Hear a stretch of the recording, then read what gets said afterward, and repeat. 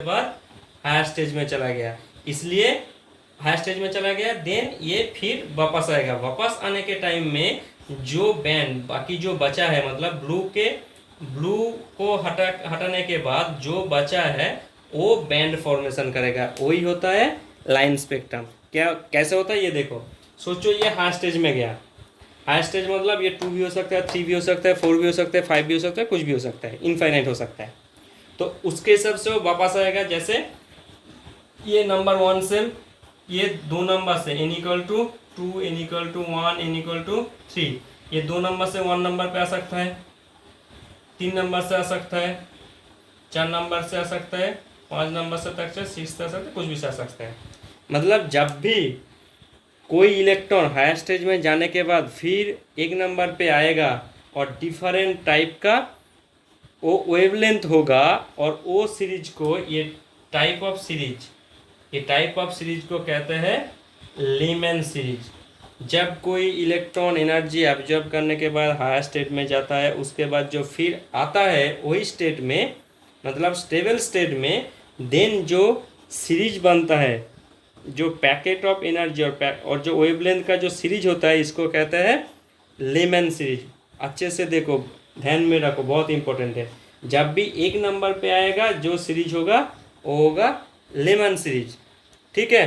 हाँ, जब 2 नंबर पे आएगा, मतलब 3 से भी आ सकता है, 4 से भी आ सकता है, 5 से भी आ सकता है, 6 से, कोई भी से आ सकता है। जब 2 नंबर पे आएगा देन उसको कहते हैं बामा सीरीज। सो लीमैन सीरीज में n1 इक्वल टू 1, मतलब एक नंबर पे आएगा, और n2 क्या हो सकता है, 2 से भी आ सकता है, 3 से भी आ सकता है, 4 से भी आ सकता है, डॉट डॉट डॉट।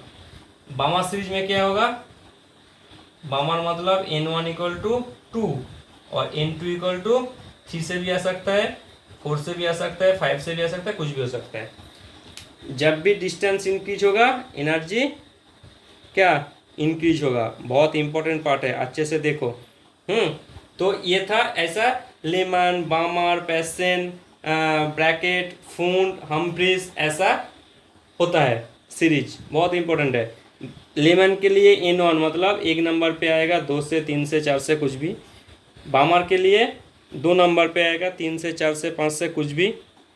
पेसन के लिए 3 नंबर पे आएगा, कहाँ से, 4 से 5 से 6 से कुछ भी। याद रखना, लेमन, बामर, पेसन, और कुछ जरूरी नहीं। n1 equal to 3 and n2 equal to 4, 5 कुछ भी हो सकता है, ठीक है। तो ये था। अभी देखो इसमें से सम्स कैसा आएगा। सो ऐसे करके हाइड्रोजन स्पेक्ट्रम का एक्सपेंशन बोर ने दे दिया कि जब भी इलेक्ट्रॉन एब्जॉर्ब करके हायर स्टेज में जाता है, उसके बाद जब रिटर्न आता है तो डिफरेंट टाइप ऑफ सीरीज होता है। क्लियर। हाँ, बस ये बहुत इंपॉर्टेंट क्वेश्चन है। और इसके हिसाब से जो सम्स आएगा, देखो सम्स का फॉर्मूला मेरे पास है। क्या formula, 1/λ equal to r into Z square 1/n1² minus 1/n2²। सोचो, बोल दिया कि लीमैन सीरीज का कोई इलेक्ट्रॉन 3 से 1 पे आया, 3 नंबर सेल से आया, मतलब n1 हो गया। लीमैन मतलब n1 इक्वल टू 1 और n2 इक्वल टू देन क्या होगा, 3 होगा। बहुत इंपॉर्टेंट पार्ट है। 3 से आया मतलब इंटू 3, 4 से आया मतलब इंटू 4, उसके टाइम उसका लैम्डा मतलब वेवलेंथ क्या होगा। बहुत इंपॉर्टेंट है ये, ठीक है। ये सारा का सारा वैल्यू पुट करने के बाद, अच्छा इसमें से बहुत कुछ क्वेश्चन आता है। जैसे जब लॉन्गेस्ट ट्रांजिशन जब होगा तो उसका वेवलेंथ शॉर्टेस्ट होगा। याद रखना, लॉन्गेस्ट ट्रांजिशन मतलब वेवलेंथ शॉर्टेस्ट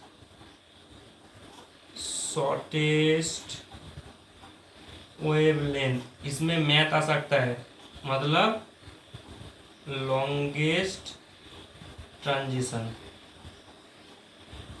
शॉर्टेस्ट वेवलेंथ मतलब लॉन्गेस्ट ट्रांजिशन, बहुत इंपॉर्टेंट है। क्लियर। और लॉन्गेस्ट वेवलेंथ मतलब शॉर्टेस्ट ट्रांजिशन। क्लियर। हाँ, जैसे बाल्मर का, जैसे सोचो बाल्मर का n1 equal to 2 and n2 equal to 3, 4 कुछ भी हो सकता है, ठीक है। सो शॉर्टेस्ट वेवलेंथ क्या होगा, शॉर्टेस्ट वेवलेंथ शॉर्टेस्ट वेवलेंथ मतलब ये, मतलब लॉन्गेस्ट ट्रांजिशन। सो N2 होगा इन्फिनिटी, मतलब जो इन्फिनिटी से आता है उसका वेवलेंथ होगा शॉर्टेस्ट।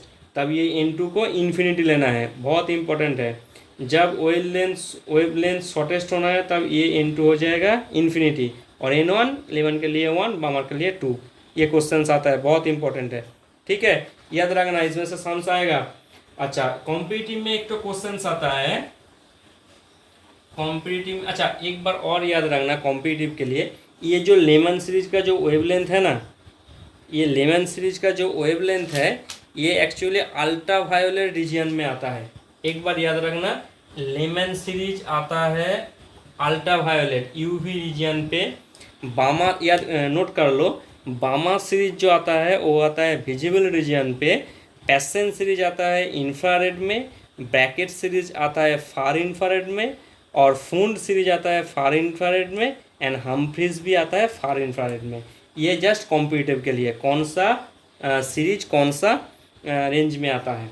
ठीक है, ये था एक्सप्लेनेशन ऑफ एटॉमिक स्पेक्ट्रम और लाइन स्पेक्ट्रम, एंड इसके इस सब से डिपेंड करके मैथ। तो इसमें और एक तो क्वेश्चन आता है कि नंबर ऑफ स्पेक्ट्रा लाइन, जब देखो एक इलेक्ट्रॉन, सोचो 1 2 3 4, ये n=1, n=2, n=3, n=4, 4 से कोई इलेक्ट्रॉन 1 पे आएगा तो नंबर ऑफ लाइन क्या होगा। ये 4 से आ सकता है, सोचो 2 से आया, और सोचो 3 से आया, सोचो इसमें से भी आ सकता है। सॉरी, ये तो हो गया। अच्छा देखो, वो लाइन इसके बाद इसमें से आ सकता है, इसमें से आ सकता है, और कौन, ये तो हो गया, एक तो हो गया, 2 3 4 5, और एक तो कहाँ से आएगा, इधर से तो हो गया, इधर से भी आ सकता है, इसमें से भी इसमें आ सकता है, और इसमें से ये, इतना पॉसिबिलिटी है। क्वेश्चन क्या है, number of spectra line, number of spectra line जब इलेक्ट्रॉन 4 to 1 पे आता है, कितना टाइप का लाइन आता है, बहुत इंपॉर्टेंट है ये कॉम्पिटिटिव के लिए। ये जस्ट कैलकुलेट करने के लिए बहुत टाइम लग जाता है, इसलिए इसका शॉर्ट ट्रिक देखो कि n2 - n1 into n2 - n1 plus 1 by 2, ये है short trick number of spectra line. Clear, हाँ, बहुत इंपॉर्टेंट है। देख लो कि 4 to 1 मतलब 4 - 1 3, 4 - 1 3, एंड 4 - 1 प्लस 1 बाई 2, ये कर लो। इसमें क्या है, total number of spectral line 6 है। देखो ये 3 × 3 + 1 मतलब 4/2 मतलब 6, देखो डायरेक्ट आ गया, ये कॉम्पिटिटिव के लिए। तो ये था बोर्ड का सक्सेस, बोर्ड का ये था टोटल सक्सेस। अभी देखो तो इतना तक जो हुआ है कि बोर्ड ने सक्सेस क्या पाया था। इसके बाद देखो बोर्ड का फेलियर, नंबर 1 फेलियर। बोर्ड का जो सिस्टम है वो 1 इलेक्ट्रॉन सिस्टम के लिए एप्लीकेबल है, 2 इलेक्ट्रॉन सिस्टम के लिए नहीं। जैसे हाइड्रोजन के लिए एप्लीकेबल, हीलियम के लिए नहीं, लिथियम के लिए नहीं, लेकिन लिथियम 2+ के लिए देखो 1 इलेक्ट्रॉन है, इसके लिए एप्लीकेबल। मोर देन 1 इलेक्ट्रॉन के लिए बोर का मॉडल एप्लीकेबल नहीं था।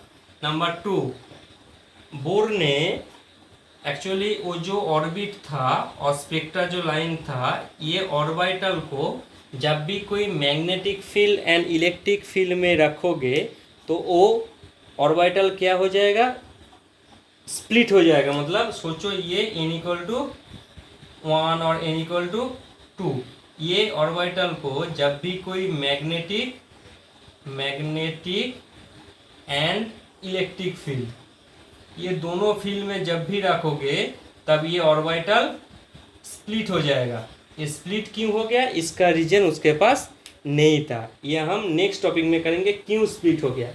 मतलब fine structure hyper fine structure of spectra line, मतलब hyper fine structure of orbit का, इसका पता बोर्ड के पास नहीं था कि ये क्यों स्प्लिट हो गया।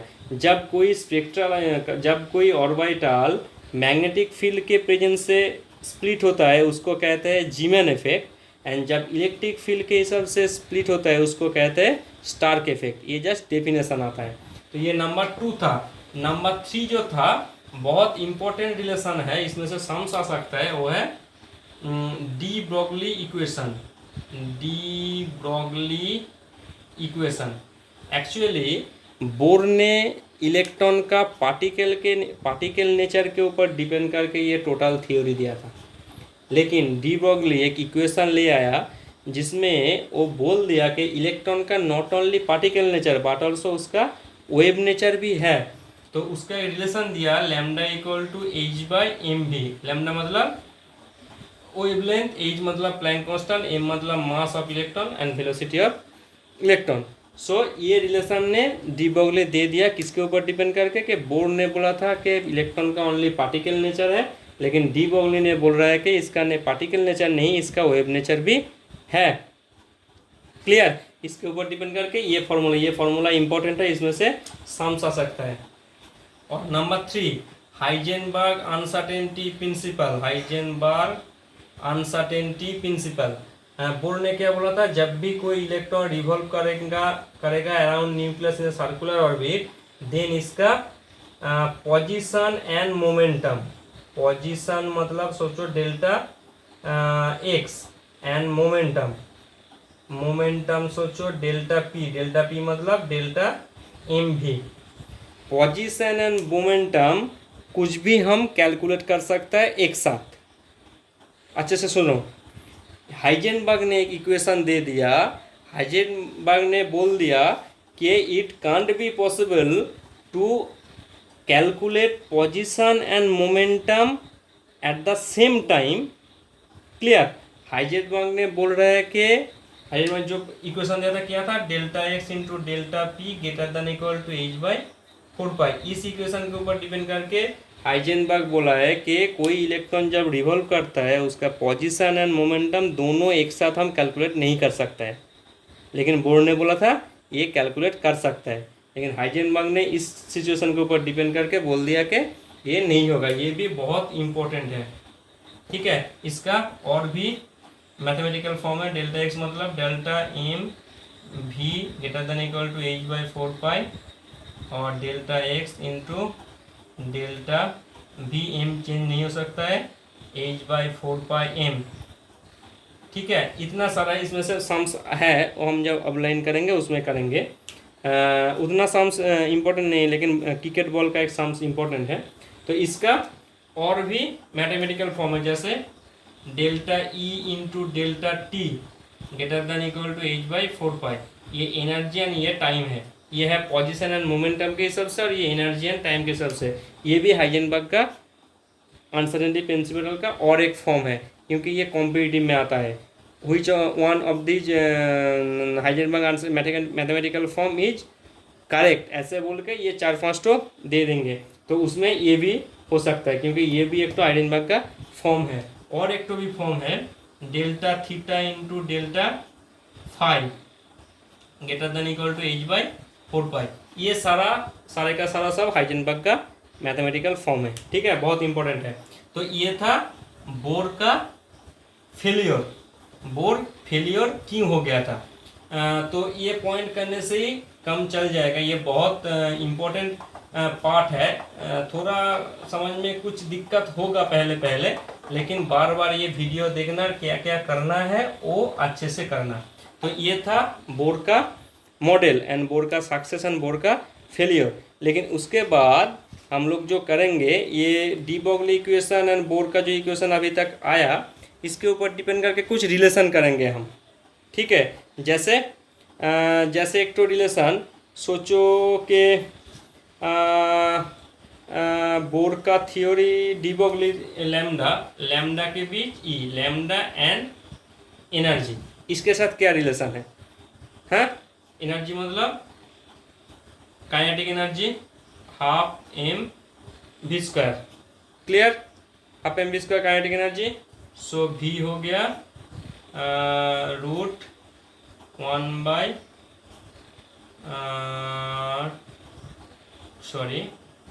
Root 2 E by M. Clear, बहुत इंपॉर्टेंट पार्ट है, अच्छे से देखना, ये प्रूव आता है और कॉम्पिटिटिव में भी आ सकता है। और हमारा डी ब्रोगली का इक्वेशन क्या है, lambda equal to H by M B. ये लैम्डा का वैल्यू, ये भी का वैल्यू यहाँ पे पुट कर लो। भी का वैल्यू पुट करने से क्या होगा, equal to lambda equal to H by M B, मतलब H by M into 1/v। भी का वैल्यू इधर से पुट करो, पुट करने के बाद क्या होगा, equal to H by √2 m e, lambda equal to, ये इक्वेशंस आता है। ये मिसलेनियस पार्ट है, ये मिसलेनियस पार्ट है, कुछ सम्स रिलेशन, लैम्डा मतलब वेव लेंथ एंड एनर्जी के बीच रिलेशन। ऐसा बहुत सारा कुछ रिलेशन है, वो हम एक बार नोट करके बता देंगे।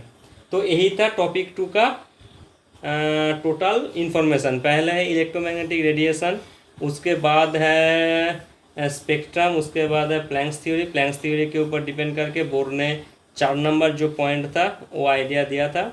उसके बाद क्या, बोर का सक्सेस के अंदर calculation of radius, calculation of energy, stability of atom, principal quantum number का आइडिया, हाइड्रोजन एटॉमिक स्पेक्ट्रम का एक्सपेंशन, ये सब था। उसके बाद फेलियर में के अंदर के हाइड्रोजन का 1 इलेक्ट्रॉन सिस्टम के लिए एप्लीकेबल है, Zeeman effect, Stark effect, de Broglie equation, Heisenberg equation, बस यही। ठीक है, अच्छे से करना, एक बार रीडिंग करना, अभी 4 to 5 टाइम्स जस्ट रीडिंग करना, उसके बाद समझ में आएगा, क्योंकि ये बहुत लेंदी चैप्टर है लेकिन इंटरेस्टिंग है। ठीक है, तो ये था बोर, लेकिन बोर ने फेलियर हो गया। क्यों? क्योंकि बोर ने एटम का हाइपर फाइन स्ट्रक्चर, मतलब वो जो मैग्नेटिक एंड इलेक्ट्रिक फील्ड में वो ऑर्बिटल को रखने के बाद वो जो स्प्लिट होता है, वो स्प्लिटिंग का रीजन उसके पास नहीं था। उसका फेलियर को सक्सेसफुल करने के लिए नेक्स्ट टॉपिक में जो आएगा, टॉपिक 3 में, वो होगा सोमरफेल्ड। बहुत इंपॉर्टेंट है, वो नेक्स्ट वीडियो में आएगा।